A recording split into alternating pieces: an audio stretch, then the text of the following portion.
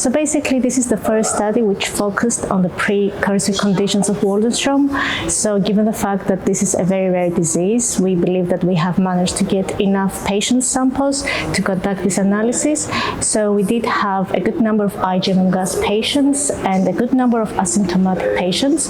And one of the basic things is actually that within the asymptomatic patients, we did have a good number of patients that have remained stable so far, that is 4 to 5 years of follow-up, and a good number of patients that have progressed. And basically what we want to see if there are any genomic features that can identify patients that would eventually progress to the symptomatic disease compared to the ones that would remain stable.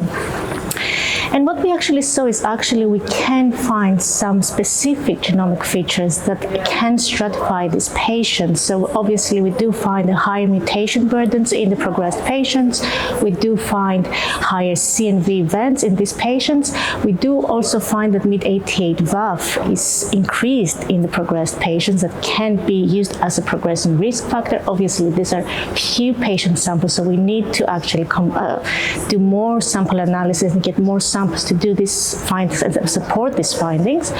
And the other thing is that within the IgM MGUS patients, we do find two subgroups of patients. So these are patients that they do not have MYD88 mutations and they do not have any mutations in genes that are related to Waldenström's. And then we have the IgM MGUS patients. Obviously, they do have the MYD88 mutations. They do have other genes, other mutated genes. So we do want to see whether the IgM MGUS patients with no mutations are actually benign patients that will eventually not progress to Waldenström ever, or maybe they will progress to something different that we don't know yet.